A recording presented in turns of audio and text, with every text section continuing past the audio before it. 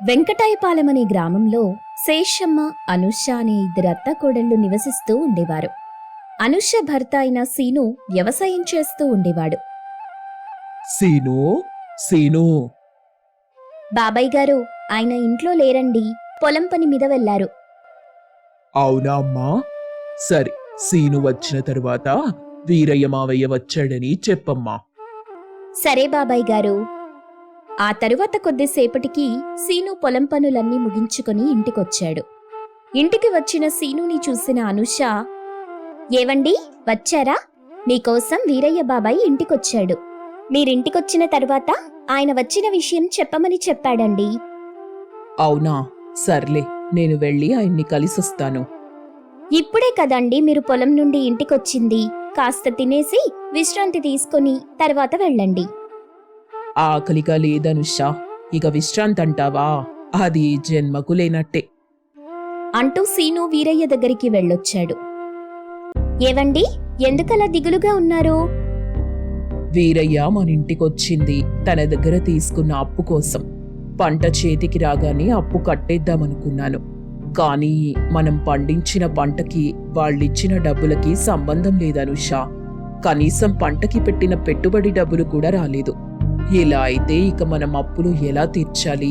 మనం సంతోషంగా ఎప్పుడు గడపాలి? అంటూ సీను తన గదిలోకి వెళ్ళిపోతూ ఉన్నాడు.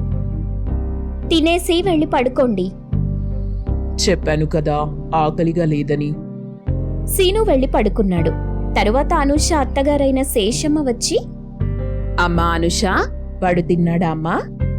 లేదత్తయ్య గారు, పంటకి తగిన ధర రాలేదని తినకుండా వెళ్ళి పడుకున్నారు.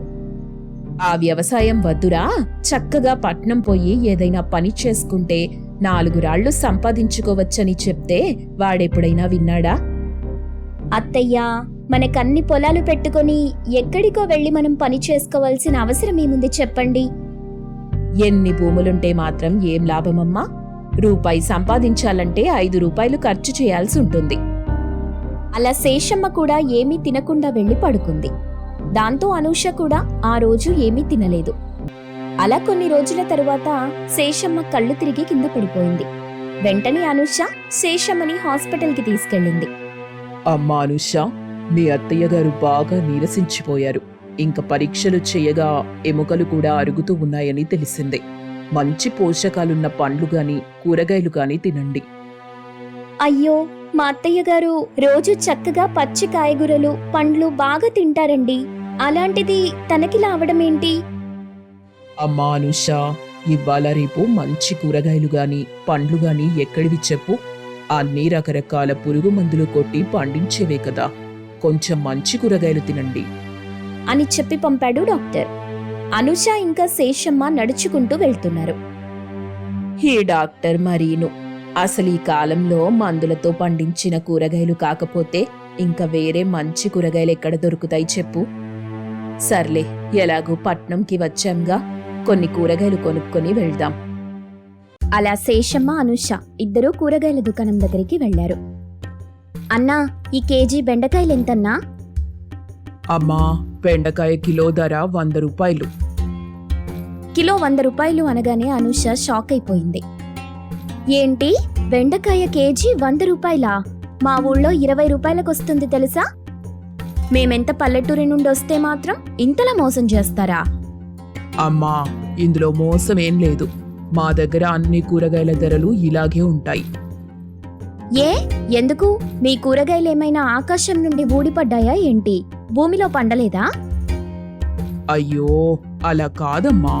మా షాప్ పేరు చూసారా? ఆర్గానిక్ కూరగాయల దుకాణం. ఆర్గానికా అంటే ఆయనెవరు? అమ్మా, అది ఎవరి పేరో కాదు. ఆర్గానిక్ కూరగాయలంటే ఎటువంటి మందులు వాడకుండా పండించిన కూరగాయలని అర్థం. ఏంటి, ఈ కూరగాయలన్నీ ఎటువంటి మందులు కొట్టకుండా పండించారా? అదెలా సాధ్యం? మేము నమ్మం. అమ్మా, మీరు పెద్దవారు, మీరు కూడా ఇలా అంటే ఎలా చెప్పండి? పూర్వం మీ చిన్నతనంలో కూరగాయలన్నీ మందులు చల్లి పండించారా? చెప్పండి. అసలప్పుడు మందులెక్కడివి?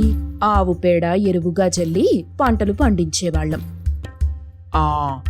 అలాగే మేము కూడా పండిస్తున్నామమ్మా.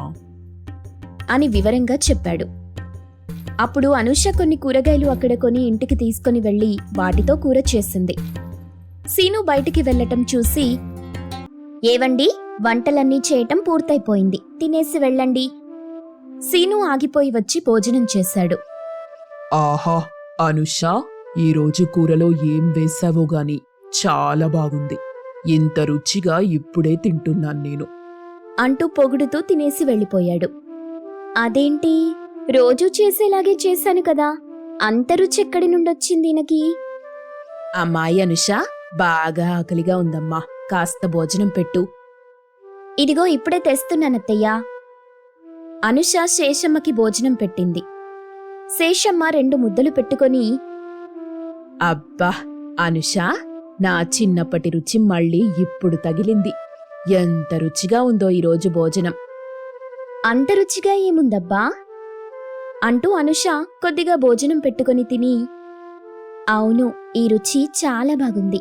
ఆర్గానిక్ కూరగాయల వల్ల రుచి ఏమైనా వచ్చిందా ఏంటి అనుకుంటూ అనూష సాధారణ కూరగాయలు తీసుకువచ్చి వాటితో వండగా, ఆర్గానిక్ కూరగాయలలో ఉన్నంత రుచి ఈ మందులు చల్లిన కూరగాయల్లో లేదు, అందుకే వీటికి ఇంత ధర కావచ్చు అని అనుకుంటూ ఆలోచిస్తుంది. అప్పుడు అనుషకి ఒక ఆలోచన వచ్చింది. అవును, ఎలాగో మా ఇంటి పెరట్లో చాలా భూమి ఉంది, మనమెందుకు ఈ రకంగా కూరగాయలు పండించొద్దు? వీటి వల్ల ఆరోగ్యానికి ఆరోగ్యం, డబ్బుకి డబ్బు. కానీ ఎలా పండించాలి? ఏంటనుష, నీలో నువ్వే మాట్లాడుకుంటూ ఉన్నావు, ఏమైంది? ఏం లేదత్తయ్యా, మీకు మందులు కొట్టకుండా కూరగాయలు పండించొచ్చా? ఆ వచ్చు, కానీ ఇప్పుడు ఎవరికంత ఓపికుంది చెప్పు. పంట దిగుబడి తక్కువ రాగానే ఏవేవో మందులు జల్లుతున్నారు. ఏదైనా రోగం రాగానే ఆ ఇంగ్లీష్ మందులు కొడుతున్నారు. అందుకే అత్తయ్యా, మనం అసలు ఎటువంటి మందులు కొట్టకుండా కూరగాయలు పండిద్దాం. మీరు నాకు ఎలా పండించాలో చెప్పండి, నేను చూసుకుంటాను. తరువాతి రోజు అనుష తన పెరట్లో ఉన్న భూమిని చదును చేసి కొన్ని కూరగాయల విత్తనాలు తీసుకొచ్చి భూమిలో నాటింది. ఇదిగో అనుష, మంచిగా ఈ పేడని ఎరువుగా జల్లు. అలాగే ఇదిగో ఈ వేపాకుంది కదా, దీన్ని బాగా రుబ్బి నీటిని కలిపి పురుగు పట్టినప్పుడు మొక్కలపై కొట్టాలి. అలాగే అత్తయ్యా. అలా ప్రతిరోజు 2 అత్తాకోడళ్ళు కలిసి ఎటువంటి మందులు కొట్టకుండా తమ ఇంటి పెరట్లో కూరగాయలు పండిస్తూ ఉన్నారు. అది చూసిన అందరూ, ఏంటమ్మా శేషమ్మా, నువ్వు నీ కోడలు కలిసి ఏవో కూరగాయలు పండిస్తున్నారంటగా? అవును పద్మా, వాటిని ఆర్గానిక్ కూరగాయలు అంటారు. ఒక్క మందు కూడా కొట్టకుండా పండిస్తున్నాం. ఏంటి, ఒక్క మందు కూడా కొట్టకుండా కూరగాయలు పండిస్తున్నారా? అసలది సాధ్యమయ్యే పనేనా? అనవసరంగా డబ్బులు వృధా చేస్తున్నారు. ఏ పంటైతే ఏముందమ్మా, మందులేసి పండించినా కూడా వాడిచ్చే ధర మనకెక్కడ సరిపోతుంది చెప్పు? ఇలా ఎంతో మంది వాళ్ళు చేస్తున్న పనిని విమర్శిస్తూ ఉన్నా కూడా ఆ 2 అత్తాకోడళ్ళు మాత్రం ఎవరి మాటలు వినకుండా తమ పని తాము చేసుకుంటూ వెళ్తున్నారు. అనుష రకరకాల పుస్తకాలు చదివి పంట పండిస్తూ ఉంది. 3 నెలల తరువాత వాళ్లు పండించిన పంట చేతికొచ్చింది. అత్తయ్య, చూసారా, ఈ కూరగాయలు ఎంత స్వచ్ఛంగా ఉన్నాయో? వీటిని గనక మనం సంతకు తీసుకువెళ్లి అమ్మితే మనకు చాలా డబ్బులొస్తాయి. అలా ఆ 2 కూరగాయల్ని తీసుకుని సంతకు వెళ్లి అమ్మటం మొదలెట్టారు. వీరి కూరగాయలు చూసిన ఒక వ్యాపారి, అమ్మా, ఈ కూరగాయలు మీరే పండించారా? అవునండి, మందులు చల్లకుండా పండించాం. తెలుస్తుందమ్మా, కూరగాయలు చూస్తుంటేనే తెలుస్తుంది. నేనొక పెద్ద వ్యాపారిని. నాకు మీరు ఈ విధంగా రోజు కూరగాయలిస్తారా? మీకెంత డబ్బైనా కూడా ఇస్తాను. పైగా నేనే మీ గ్రామానికొచ్చి తీసుకెళ్తాను అంటూ ఆ వ్యాపారి వాళ్లకి కొంత డబ్బిచ్చాడు. ఆ పంటకి అంత డబ్బు చూడటం అదే తొలిసారి. దాంతో ఆ వ్యాపారికి వాళ్లు పండించిన కూరగాయలు ఇవ్వడానికి ఒప్పుకున్నారు. అత్తయ్య, చూసారా, ఆర్గానిక్ కూరగాయలు పండిస్తే ఎంత లాభమో. పదండి, మన భూమిలో ఇంకా అన్నీ ఆర్గానిక్ గానే పండిద్దాం అని అనుకుంటూ ఆ 2 అత్తాకోడళ్ళు ఇంటికి వెళ్లి మిగతా భూమిలో కూడా కూరగాయలు పండించటం మొదలెట్టారు. అలా కొద్ది రోజుల్లోనే వారి అప్పులన్నీ తీరిపోయి పెద్ద ఇల్లు కట్టుకొని సంతోషంగా జీవిస్తున్నారు. ఒకానొక ఊరిలో శాంతమ్మ అనే ఆవిడ ఉండేది. ఆవిడకి రుక్కు అనే కోడలుంది. కొడుకు మధు బాగా చదువుకొని పెద్ద ఉద్యోగం సంపాదించి విధవరాలైన తల్లిని భార్య రుక్కుని సిటీలో మంచి ఇంట్లో పెట్టి బాగా చూసుకునేవాడు. రుక్కు పల్లెటూరి పిల్ల, అస్సలు చదువుకోలేదు. తనకి అన్నీ వింతగానే అనిపించేవి. ఒకరోజు మధు రుక్కు కోసమని మ్యాగీ చేసి పెట్టాడు. రుక్కు, దీన్ని మ్యాగీ అంటారు. స్పూన్తో ఇలా చుట్టుకొని తినాలి. ఏంటివి పురుగుల్లాగా ఉన్నాయి? నాకొద్దు బాబోయ్. నీ మొహం, ఒకసారి తిని చూడు, నీకే తెలుస్తుంది. తింటే వదిలిపెడతావా నువ్వు? రుక్కు ఒక్క స్పూన్ మధు బలవంతం మీద తింది. ఆ రుచి తనకి చాలా అద్భుతంగా అనిపించింది. బాగుందా? అద్భుతంగా ఉందండి, ఇట్లాంటి రుచి నేనెక్కడా తినలేదసలు అంటూనే మొత్తం ఖాళీ చేసేసింది. తనకి ఇంకా తినాలన్న కోరిక కలిగింది. ఏవండి, నాకు ఇంకా కావాలి. ఏమే పిల్ల, ఎంత నచ్చితే మాత్రం మితంగా తినాలి గాని మొహం వాచేలా తింటావా ఏంటి? మళ్ళీ రేపు చేసి పెడతాడులే, ఇక చాలు. రుక్కు బిక్కముఖం వేసుకొని కూర్చుంది. మరుసటి రోజు ఉదయమే లేచి రుక్కు షాపింగ్కి వెళ్ళింది. సూపర్ మార్కెట్కి వెళ్లి తిరుగుతూ ఉంది. ఏం కావాలి మేడం? మ్యాగీ కావాలి. అటువైపు ఉన్నాయి చూడండి, అందులో చాలా రకాలున్నాయి. మీకేం కావాలంటే అవి తీసుకొని ఈ డెస్క్ దగ్గర డబ్బు కట్టండి. రకాలున్నాయా? నాకు మ్యాగీ ఇవ్వండి చాలు. మ్యాగీలోనే బోలెడున్నాయి. Maggi tomato, Maggi vegetable, Maggi masala, cheese Maggi, chilli Maggi, egg Maggi, salsa Maggi. ఓర్ నాయనో, మ్యాగీలో ఇన్ని రకాలుంటాయా? రాత్రి నేను తిన్నది ఏ రకమబ్బా? ఒక పని చెయ్యండి, ఓ 4-5 రకాలు తీసుకెళ్ళి ట్రై చేయండి. హా, ఇదేదో బాగుంది. అయితే మీరు చెప్పిన ఆ వెరైటీలన్నీ 2 ఇవ్వండి. సేల్స్ మ్యాన్ భలే బేరమనుకుని సంబరంగా ఉన్న వెరైటీలన్నీ 2 తీసి బిల్ వేశాడు. బిల్ తడిసి మోపెడైంది. మొత్తం ప్యాకెట్లు 100 మేడం. బిల్ 2000 అయింది. అమ్మో, 2000? మీకు డిస్కౌంట్ ఇచ్చి మరీ చెప్తున్నా మేడం. వేరే ఎవరైనా అయితే 2500 తీసుకుంటారు. పాపం పిచ్చి రుక్కు ముందు వెనుక ఆలోచించకుండా 2000 కట్టి బయటకొచ్చింది. ఇంటికి మోసుకెళ్లేసరికి ఓపిక అయిపోయి చతికిలబడింది. శాంతమ్మ ఆమెను చూస్తూనే నోరెళ్లబెట్టింది. ఓసే రుక్కు, ఏంటే ఇవన్నీ? అత్తమ్మా, మ్యాగీ అత్తమ్మా. ఇన్ని వెరైటీలుంటాయని నాకు తెలీదు. ఉన్నవాట్లో అన్నీ తెచ్చేశాను. పిచ్చి మొహందానా, ఇన్ని ఒకేసారి తినేస్తావా ఏంటి? లేదత్తమ్మా, మెల్లగా నిదానంగా ఒక వారం రోజుల్లో తింటాను. అన్నట్టుగానే రుక్కు మ్యాగీ చేయటం నేర్చుకొని వారంలో 100 ప్యాకెట్లు పూర్తి చేసింది. మధు తనకి మ్యాగీ అలవాటు చేసినందుకు తల పట్టుకున్నాడు. రుక్కు, మ్యాగీ ఆరోగ్యానికి మంచిది కాదు. మితంగా తింటేనే ఆహారం, లేదంటే విషం. ఇక నుండి నువ్వు ఇవన్నీ మానుకోవాలి. ఆరోగ్యానికి మంచిది కాదన్నప్పుడు నాకెందుకు అలవాటు చేశారు?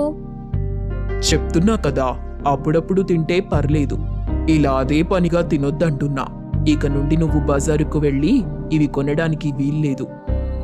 రుక్కు ఆ మాటలకి బిక్కముఖం వేసుకుని కూర్చుంది.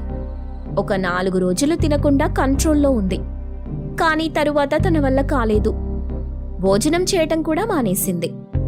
అసలు తినడానికి ఏమీ లేనట్టు పీక్కుపోయింది తన మొహం. అమ్మో, ఇంక నా వల్ల కాదు. 4 రోజులు మ్యాగీ తినకుండా ఉన్నానంటే గొప్పే. ఇంకా ఇవాళ తినకపోతే నా ప్రాణం ఇటు నుండి ఇటే పైకి పోతుంది అనుకున్నదే తడవుగా లేచి బజారుకు బయలుదేరింది. సూపర్ మార్కెట్కి వెళ్లే దారిలో నూడిల్స్ షాప్ అని బోర్డు కనిపించింది. వెంటనే ఆ షాప్లోకి వెళ్లి తన పొట్ట పగిలేలా మ్యాగీ గిన్నెలు లాగించేసింది. ఆహా, ఏమి రుచి! ఎంత అద్భుతంగా ఉందో! వేడి వేడిగా కారంగా సూప్ తాగుతూ మ్యాగీ తింటూ ఉంటే బ్రహ్మాండం, అమోఘం, వర్ణనాతీతం. రుక్కు మ్యాగీని పొగుడుతూ తినటం చూసిన ఒక నడివయసు వ్యక్తి ఆశ్చర్యంగా ఆమె దగ్గరికొచ్చాడు. ఏమా, నీకు మ్యాగీ అంటే అంత ఇష్టమా? అవునండి, చాలా ఇష్టం. మా ఇంట్లో మాత్రం నన్ను తిననివ్వట్లేదు. నా పేరు సుబ్బారావు. రేపు దగ్గరలో ఉన్న సూపర్ మార్కెట్ దగ్గర మ్యాగీ పోటీ ఉంది. ఎవరు తక్కువ టైంలో ఇచ్చిన మ్యాగీ అంతా తింటారో వాళ్ళకి 10,000 ఇస్తారంట. మ్యాగీ తినాలా? నాకింకేమొద్దు. ఆ పోటీ ఎక్కడో చెప్పండి అని రుక్కు అతని దగ్గర అడ్రస్ తీసుకొని ఇంటికి వెళ్ళిపోయింది. సాయంత్రం వేళ శాంతమ్మ రుక్కుని భోజనానికి పిలిచింది. రుక్కో, భోజనానికి రా. వద్దత్తమ్మా, ఈ పూట నేనేం తినను. అదేంటే, ఏమైంది? ఒంట్లో బాగోలేదా? బాగానే ఉందత్తమ్మా. ఒక్కోసారి కడుపు ఖాళీగా ఉండటం కూడా మంచిదేగా. అబ్బో, ఇప్పటికిప్పుడు మ్యాగీ అంటే మాత్రం ఎగురుకుంటూ వస్తావే. సరేగాని నీ భోజనం హాట్ బాక్స్లో పెడతాను. ఆకలేస్తే తిను. ఆ రాత్రి రుక్కు నిద్రపోలేదు. కళ్ళు పెద్దగా తెరిచి ఎప్పుడు తెల్లవారుతుందా అని చూస్తుంది. తనలో తాను గొనుక్కుంటూ ఉంది. పక్కన మధు తన మాటలు వింటున్నాడు. అబ్బా, ఈ సూర్యుడెక్కడున్నాడు? భూమి చుట్టూ తిరగడం తప్ప వేరే పనేముంది? తొందరగా రావచ్చుగా. ఇప్పుడు పొద్దున్నే లేచి నువ్వు సంతకం పెట్టాల్సిన ఫైల్స్ ఉన్నాయా? ఎందుకు ఊరికే గొనుగుతున్నావు? మాట్లాడకుండా పడుకో. అతి కష్టం మీద రుక్కుకి తెల్లవారింది. మధు ఆఫీస్కి వెళ్ళాక శాంతమ్మ టీవీ ముందు కూర్చున్నాక రుక్కు పరుగున సూపర్ మార్కెట్కి వెళ్ళింది. రావాలండి, రావాలి. ఎంత తింటే అంత మ్యాగీ. ఎవరు ఫస్ట్ తింటే వాళ్ళకి 10,000 ఇస్తాం. రుక్కు గబగబా వెళ్లి ఒక మ్యాగీ బౌల్ ముందు నిల్చుంది. పోటీ మొదలైంది. తనతో పాటు మరో 9 మంది పోటీలో ఉన్నారు. వాళ్ళు డబ్బు కోసం తింటే రుక్కు మ్యాగీ మీద ఉన్న ప్రేమతో తింటుంది. తన ముందు ఉన్నదంతా ఒక్క నిమిషంలో ఖాళీ చేసేసింది. చూస్తున్న ప్రేక్షకులంతా ఆశ్చర్యపోయారు. ఇంతవరకు ఇంత స్పీడ్ గా ఇంత మ్యాగీ తిన్న వాళ్ళు ఎవ్వరూ లేరు. మీ డెడికేషన్ మాకు నచ్చింది. ఇవిగోండి 10,000. 10,000? ఎన్ని మ్యాగీ ప్యాకెట్లు వస్తాయో. అమ్మో, తొందరగా ఇంటికెళ్ళాలి. రుక్కు ఇంటికి వెళ్ళిపోయింది. శాంతమ్మకి కనబడకుండా తన గదిలోకి వెళ్ళింది. అప్పుడు మొదలైంది అసలు సమస్య. ఎప్పుడూ లేనిది ఒకేసారి చాలా మ్యాగీ తినేసరికి తన శరీరం ఇముడ్చుకోలేకపోయింది. అది అరక్క గొంతు మొత్తం మండిపోతూ బాగా ఇబ్బంది పడసాగింది. మనిషి కూడా బాగా ఉబ్బిపోయింది. ఏంటి, నాకేదో తేడాగా ఉంది. అనవసరంగా తిన్నానా ఏంటి? ఈ విషయం మా అత్తయ్యకి మా ఆయనకి తెలిస్తే నన్ను తిడతారు. అమ్మో, ఇవాల్టికి గదిలోనే ఉంటాను. కాసేపటికి రుక్కు కడుపులో నొప్పికి ఆగలేక ఏడుపు మొదలెట్టేసింది. ఆ ఏడుపు విన్న శాంతమ్మ, మధు కంగారుగా తన దగ్గరికి వెళ్లారు. రుక్కు, ఎందుకు ఏడుస్తున్నావమ్మా? ఏంటి, నీ మొహం అలా ఉందేంటి? నీ శరీరం కూడా ఉబ్బినట్టుందేంటి? అత్తమ్మా, ఏమైందో చెప్పవే. అత్తమ్మా, నేను మ్యాగీ పోటీకి వెళ్ళాను. అందరికంటే ఎక్కువ మ్యాగీ నేనే తిన్నాను. అప్పటి నుండి నాకు ఒంట్లో బాగోలేదు. చాలా ఇబ్బందిగా ఉంది. ఓయమ్మా, మ్యాగీ పోటీకి వెళ్ళావా? ఎంత తిన్నావే? ఓ 4 కేజీలు తినుంటాను. ఓరి నాయనో, 4 కేజీలా? మీ మ్యాగీ పిచ్చి తగలడా. పద హాస్పిటల్కి వెళ్దాం అంటూ రుక్కుని హాస్పిటల్కి తీసుకెళ్లి వైద్యం చేయించారు. హాస్పిటల్లో తిన్నది కక్కించి ఇంజెక్షన్లు బాగా పొడిచారు. తిరిగి ఇంటికొచ్చేసరికి రుక్కు బాగా బలహీనపడిపోయింది. ఎందుకు రుక్కు అలాంటి పని చేశావు? మీరింట్లో తిననివ్వట్లేదుగా మరి. సరిపోయింది. ఇప్పుడు నువ్వు గెలిచిన 10,000 నీ హాస్పిటల్ ఖర్చులకే సరిపోయాయి. ఆరోగ్యము పోయింది, మనశ్శాంతి కూడా లేకుండా అయింది. నేనేమైనా కలగన్నానా ఇలా అవుతుందని? నాకింక మ్యాగీ వద్దు, ఏమొద్దు. ఇక నుండి నేనసలు బయటికే వెళ్ళను. ఇవాళ నా ప్రాణం పోయినంత పనైంది. అలా కాదులే, ఎప్పుడైనా ఇంట్లో చేసుకో. అలా బయటికి వెళ్ళి తినకు, మంచిది కాదు. బాబోయ్, నాకేమొద్దు. నాకు అన్నంలో ఇంత ఆవకాయ వేసివ్వండి చాలు. ఇంకోసారి నేను మ్యాగీ తింటే చెప్పుతో కొట్టండి నన్ను. శాంతమ్మ, మధు రుక్కు అమాయకత్వానికి నవ్వుకున్నారు.